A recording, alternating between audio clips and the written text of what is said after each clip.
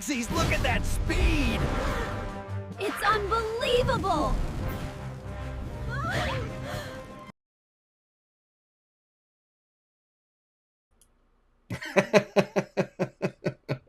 Okay. Sometimes you got to break some eggs. Might as well go with something weird and crazy as we dip our toe into this week's binge-worthy, where Tom and I will go over this. But first, welcome back to the First Last Nerdom, the podcast where we explore the weird, wonderful, and everything in between in the world of nerd culture. And this week, we're diving back into our special series, what we like to call binge-worthy. Here's the setup. We pick a TV show that we love or have always been curious to check out, and we watch the first few episodes, and then we ask the big question, is it binge-worthy or not, for you, the viewer, to stick with? And this time we're heading back to the delightful, strange suburbs in the early 90s with Eerie, Indiana, the cult classic created by Gremlins director Joe Dante. This bizarre, spooky, and totally offbeat series follows Marshall Teller, a kid who moves to what seems like an ordinary small town, until he starts noticing that nothing in Eerie is quite what it seems. From Tupperware-encased twins to mysterious neighbors and supernatural conspiracies, and Elvis Presley, Eerie is less Welcome Wagon and more X-Files for kids. We're talking about we'll be talking about the show's unique blend of suburbanite satire and Twilight Zone weirdness. Why it still holds up as a gateway to the strange or for young horror fans, and whether this short-lived gem deserves a full rewatch. So grab your flashlight, lock your front door, and don't trust your toaster, because this week on Binge-Worthy, we're getting weird with Eerie, Indiana, right here on the First Last Nerdom. Holy shit. I made it through. Wow. A few road bumps there, Mike. Yeah, I'll get better. No worries. Yeah, No but worries. who are we? We are the FirstLastNerdom.com. That's home base. You can also check out our latest and greatest. Actually, if I refresh here, it'll show us our last one. Yep, VHS, which we just covered. And this is coming out on Wednesday for Binge-Worthy. You can also find us on home base on YouTube, of course, at First Last Nerdom, where we do our thing, where we go live, we do shorts, we do all kinds of things that you can check out yourself. And Tom, I believe that you have the in on Reddit. Yep. When I'm not being banned from one of the subreddits, I try to find a subreddit that'll have me. I'm there on First Last Nerdom. This is a Tubi show, so I'll be trying to promote it on Tubi, but the last one got nixed, so who knows? We'll see. But yeah, you can find me there.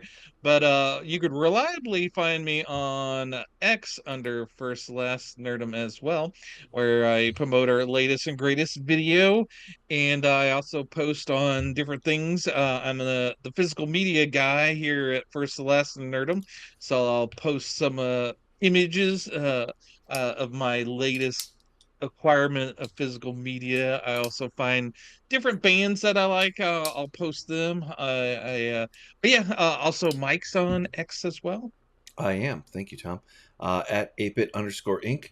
I also have a long form website, ApeIt.Ink, as you can tell. But this week we're going into Eerie, Indiana, 1991 through 92. Yep.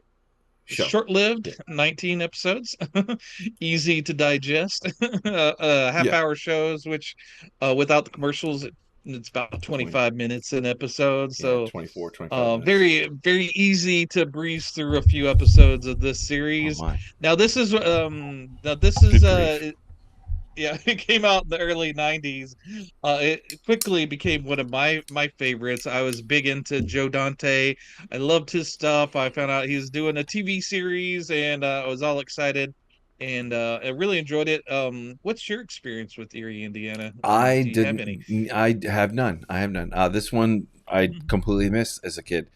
But having rewatching it now, it hits in a different way. So but no, I was 91, 92. God, I was way in the middle of my X-Men comic books and things like that. More than likely, Yeah. and probably a good bit of you young adult novels too, Star Wars and Star Trek too. I was pretty big in those back then. Yeah, and I was in my 20s, but I much like the 20-year-olds of today. I was still into my Ren and Stimpy. I was still had my toe into young media. I was big into some of the stuff on Nickelodeon, like Pete and Pete. The stuff that was written, yeah, it was written That's what. towards the young, but had a lot of adult humor along with it Yeah. that you kind of tie into.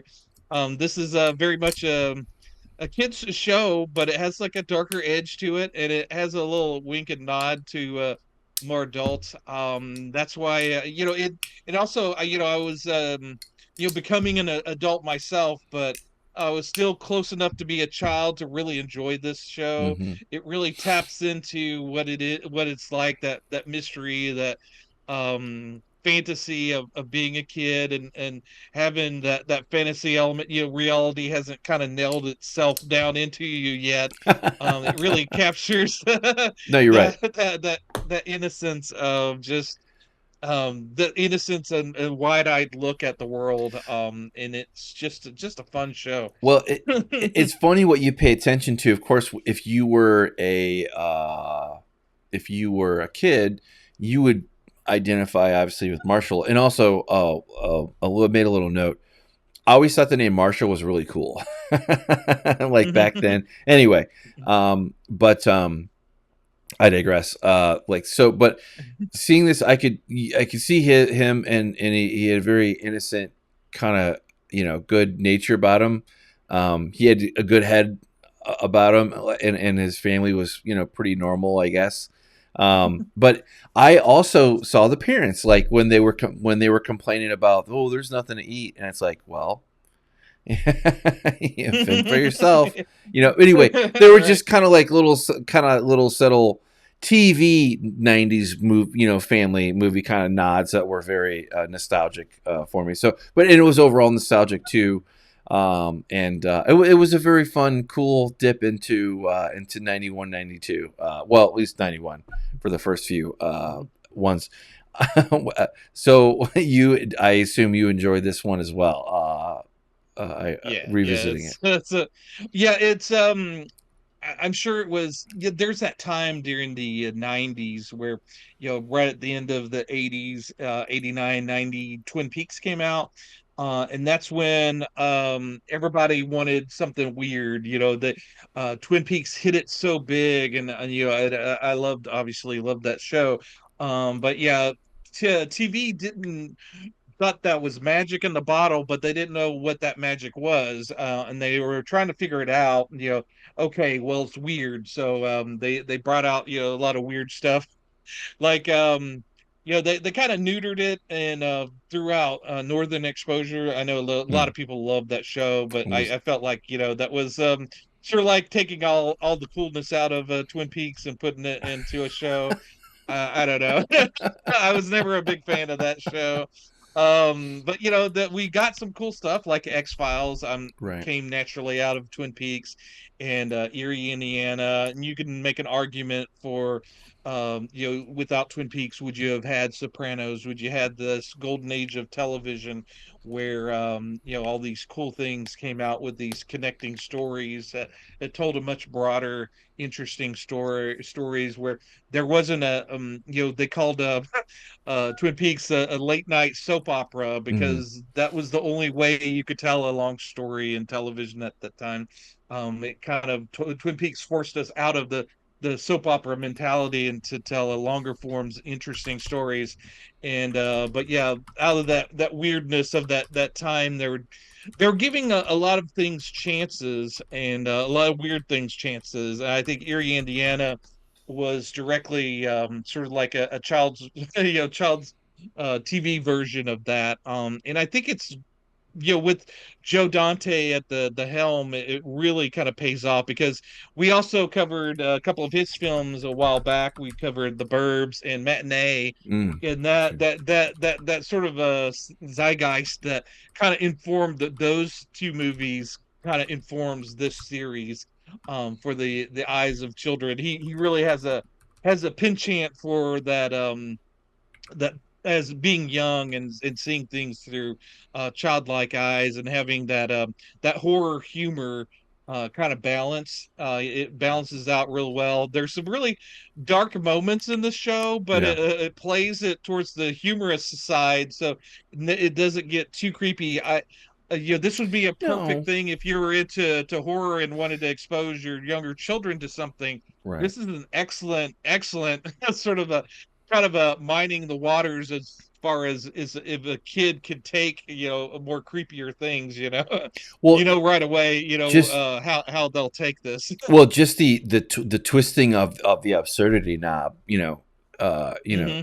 I think yeah, it's a great recommendation, to be honest. Like, you know what this really reminded me of, but in its own kind of locked in, timeline, or time and space, versus what I'm thinking. It really reminded me a lot about Eureka, which was on Sci-Fi Channel, which was like, Yeah. 20 years later, in the mid '00s or whatever Hmm. it was.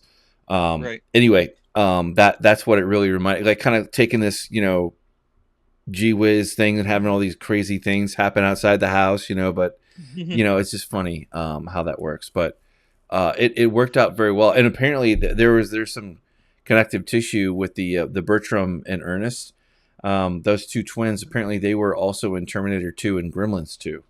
Oh yeah. The kid. But Kid anyway, versions of yeah, I think so. Yeah, I think so. But anyway, that would make sense. That would line up with the timeline. But yeah, it's just very interesting things, and it's very kind of, I don't know, 90s aw shucks, gee whiz kind of, yeah. touches.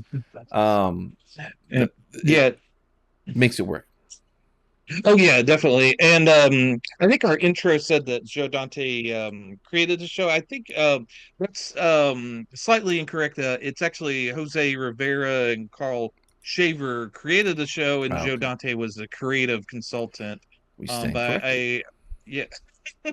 And shame on you, AI, for writing that for us. But You fucking oops. But darn you. robot dick beaters off the script. But but yeah, this show kind of oozes charm. The main actor is fantastic in it. I forget his name. His name's Omri, Omri Katz. Katz. Yeah. Katz. And then Justin Shenkarow. I think that's how you say his last name.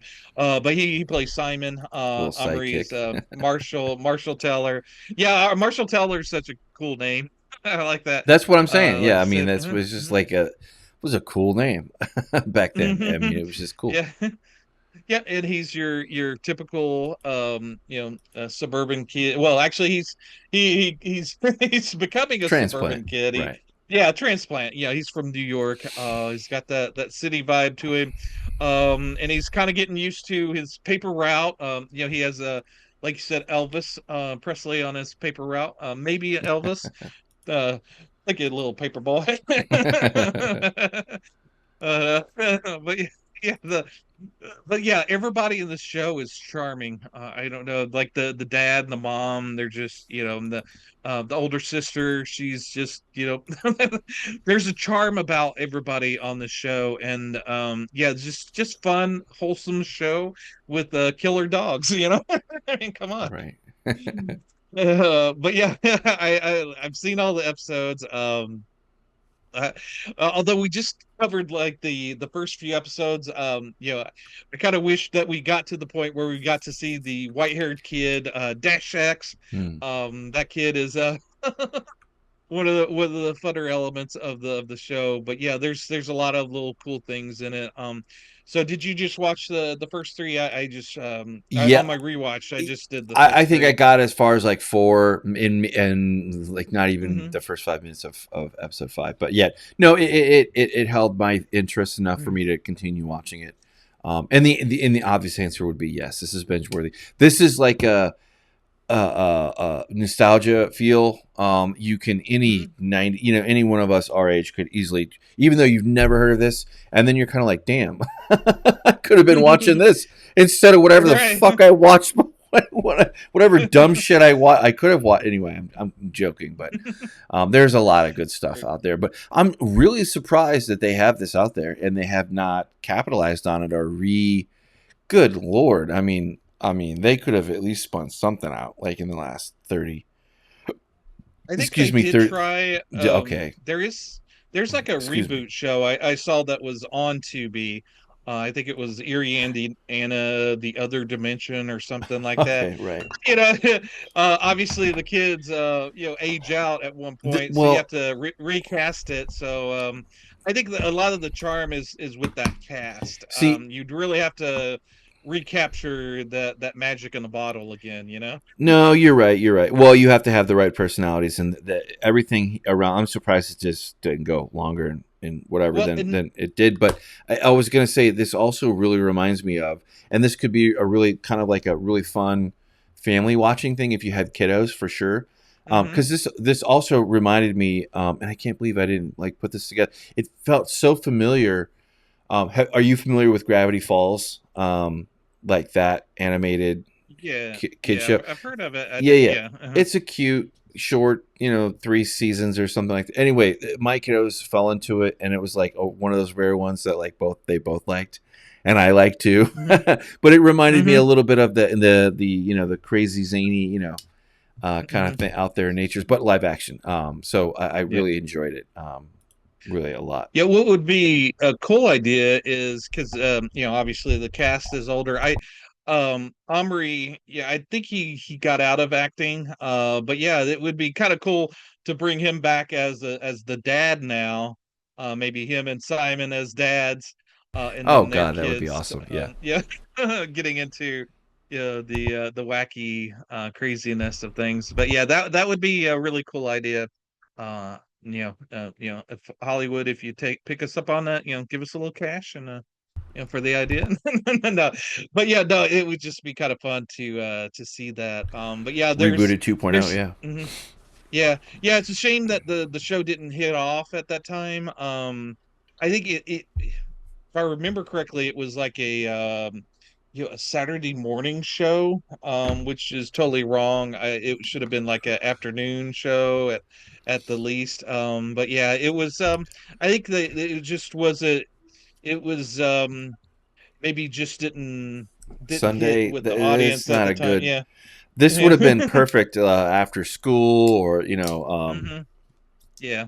Yeah, and I think Disney picked it up and it became kind of a cult hit on Disney Channel and then the okay, Fox Kids network. That's interesting where it kind of generated its fan base. following. But yeah, yeah. And then Fox Kids rebooted it, looks like in '98 as Eerie, Indiana, the Other Dimension. But yeah, like I said, you'd really had to kind of stay with those characters. Right. And that creative team, I think they had something going there. I think it was with a lot of kids shows they're not well written, whereas this show's very well written. The jokes land, the stories are kind of engaging and fun to play around with. But yeah, it's overall just, and also it has a more connective tissue to Twin Peaks. And Really? I think episode number 3, there's a police officer that shows up, and it's played by Harry Goaz, who's Hmm. a police officer in Twin Peaks, Deputy Andy Brennan. But he plays a police officer in in an episode, and of course, I got all excited back then seeing Andy Brennan in another show as a cop. That was very very exciting for me back in the day. But yeah, this is a very I've said this word 1,000 times, but a very charming little show that never strays too far. When I think of favorite TV shows, this is definitely pops up in my mind. So I definitely wanted to cover it on Binge Worthy. Yeah, and as the connective tissue kind of goes on, I mentally admit, I'm like, that dog looks very, very familiar. Darla, who was in apparently in So- in the third, I think the third episode, or no, second third one with episode. the No, second, whatever. second. Yeah, metal mouth. The retainer, one. Yeah. retainer, yeah. Anyway, very interesting, and Batman Returns, but that was the same dog in Silence of the Lambs. So, and the Burbs too, actually too. So, that's wow, yep, that's hilarious. right, yep. That's awesome. That is, see, this is kind of cool. That connective tissue, like, you just never know. You get in this weird junction, like, yeah, it's about weird stuff, and like, what a better way to have than have a dog, a very famous poodle. Yeah, and the Burbs. There's the cool scene where she's in, where it's sort of like the Mexican standoff, where in The Good, the Bad, Ugly, where they're shooting from eye to eye. Right, Right. Cool scene.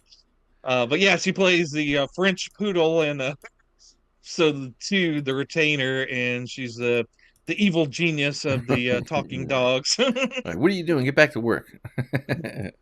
leading the dog revolution there. Right. But yeah, like I said, the show doesn't pull any punches.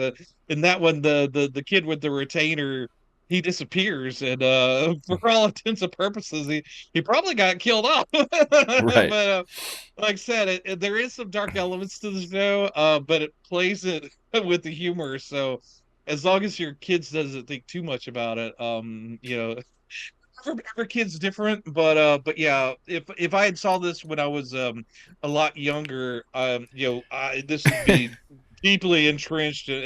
This kind of hits everything. Me seeing it as in my 20s, and now much later, it hits in a different way, like you said. But yeah, if it hit me when I was the target audience, this would have been like my favorite show of all times, I'm sure, because it just has all of the elements of a show that I would want as a kid. I like creepy things. I like the fantasy element of it. I like conspiracies. I was always fascinated with aliens and all those things. So yeah, and Ghost, this would have just been right up my alley. So in the fact that it came at a later time for me, I still can appreciate it. And looks like it's got an 8.2, which we don't really do ratings, but it looks like it's a kind of a fan favorite out there. A lot of people appreciate it. I would say for what it is, that's an easy 8. Maybe not my 8, but yeah, I could see like where people would give it an 8 for sure. But and I wanted to say too, I had to rewind it because I had it in the background and on the other monitor, and the kid said, I was reading something, and then he said, I would never. And my sister, he's like doing the intro for the thing, and he said something like, my sister's Cindy, and then he goes, but she's learning how to drive, and I don't think anybody who spells their name SY. And I was like, yeah, I agree with that. 30 years later, I was like, that makes sense.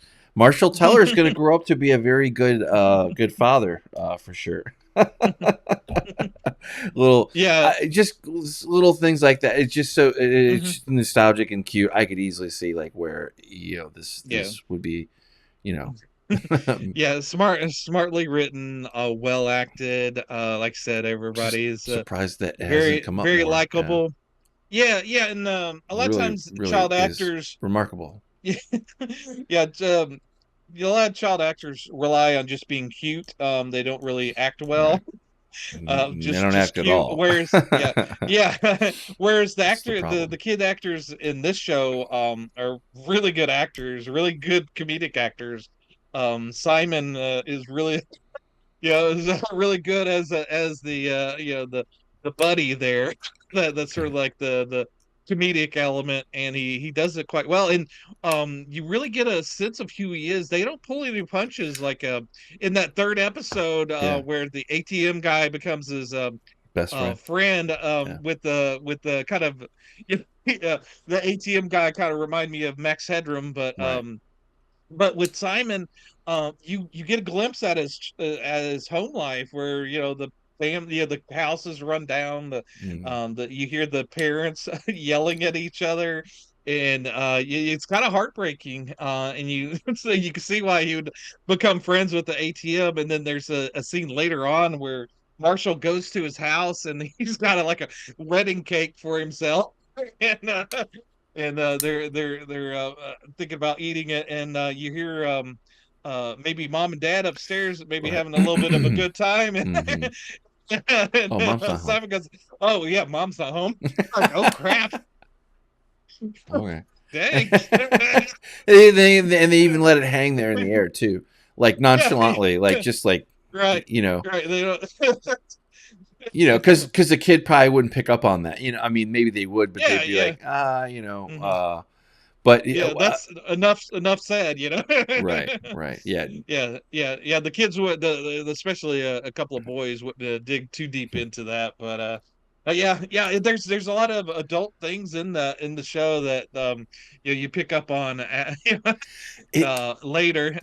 it did remind me of some of the good acting, like from like Saved by the Bell, by like some of those characters that were like, it just kind of, it hit the right, um, I would have never quite, this, for all I know, this could be the Mandela effect, like where this was, there's got to be an alternative reality of a Sliders thing going out there, like where this had 10 or five seasons, maybe 10. Absolutely. Yeah, yeah. It deserved at least 2 or 3 seasons. I think they Yeah. would have probably got all of its worth out of 3 seasons of Uh, this. But I yeah. also was incredibly spoiled too, and I'm not saying it's the best story work ever or the best segues ever, but I am saying that it is more competent than what I see today in most movies, like really major good movies, and that's like where they initially set up right there on the first episode. They were like, we kind of get the play, the idea, like you're landing really quick, very quick landing. All along the way, and even so with Simon, I was like, okay, so you moved in. Oh, now we also have a sidekick, which Right. was not explained whatsoever. It's just like, and then the next scene, boom, and then they're like, who's this kid? Then you're like, oh, I guess that's his friend, and then Right. like the next episode, it was like, oh yeah, and there are these other two bros too that are more Marshall's age, whatever. Anyway, it's just funny how like we just boom, that's like it's just there. So like I'm not making fun. I'm just saying like it's just kind of funny how that was like, okay, Right. cool. I can dig, Yeah. but it works. It does work. Is what I'm saying. Right. Absolutely. Yeah. Yeah. And then it's interesting that the obviously it's a play on the name of the town, but yeah, it's interesting that most sci-fi horror shows like this would have like a made up town, but it's interesting that they place it in Eerie, Indiana, Right. an actual place. I Yeah. I do have to say I have not seen this. I don't believe I've seen this one, but Bigfoot eats Marshall's garbage. Like that was a little note there. It just definitely reminds me of Eureka for sure. This is going to be a Right. very fun watch. Yeah, and to continue me on. being yep, absolutely. Yeah, me being the physical media guy, I do have like the DVD of this, but Okay. it came out in the 2000s. I picked up the DVD. It's in storage, so unfortunately I wasn't able to Have to wait, dig it right. out for to see that. But yeah, it is on Tubi. I'll be trying to promote this on Tubi subreddit, but But yeah, I think we're coming up on the end on this. But yeah, we're the first to last Nerdom. This is our series binge worthy. If you have a show that you think we would enjoy, give us a comment and let us know what to maybe check out. It could be new or old. We Yep. cover all of it. We have been kind of digging back into our archive of old shows that either me or Mike like, and Yep. we're exposing each other to them. But yeah, if you guys out there have it, actually, one of them we covered, I was going to bring this up. It was Garth Marenghi's Dark Places, and I'm Ooh. currently reading the book that the main actor and writer on the show did.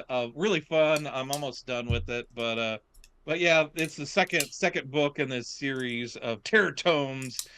Each book is broken up into like three different stories that are all kind of related. But yeah, very fun, very funny. I'm enjoying this one a lot better than the first one. The first one was a little bit weirder. This one's got a better mix of comedy and horror. But yeah, thought I would bring that up. And Right. but yeah, a lot of cool stuff coming out to read. I've got my I had to squeeze that one in right before Joe Hill, Stephen King's son. He's got a new book coming out next week called King Sorrow.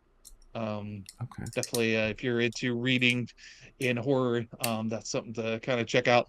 Um, but yeah, I'll hand it back to you, Mike, for the wrap up. Yeah, absolutely. Yeah. So, yeah. One thing I wanted to touch on real quick because Hmm. I actually ended up watching it on Roku.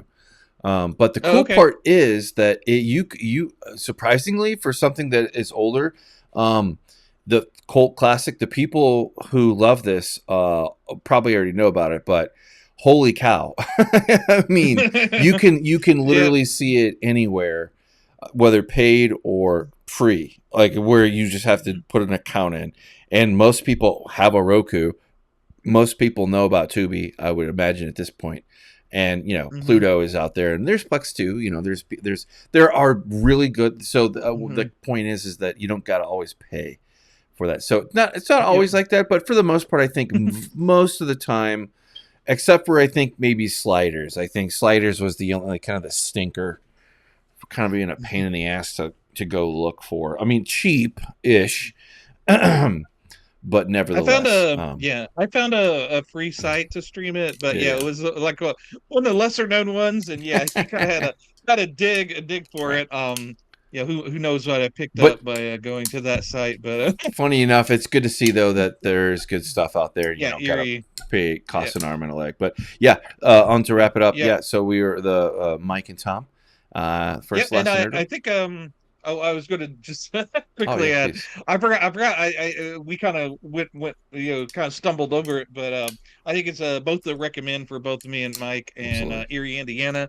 And even if you're out of the target range, I think you'll still enjoy it. I think if you're an adult, even if you don't have children, this will get to the child inside you. I think it'll touch you. Definitely need to check it out if you Um, haven't seen it and before. the beautiful part is, like Tom says, like 20-ish episodes or whatever the hell it is. That is not hard. And actually, it's probably kind of sad a little bit because as you get ticked down through them, like that's it. That's the Hmm. thing. But very really cool thing to check out. We do recommend that. But I've been Mike. And I'm Tom.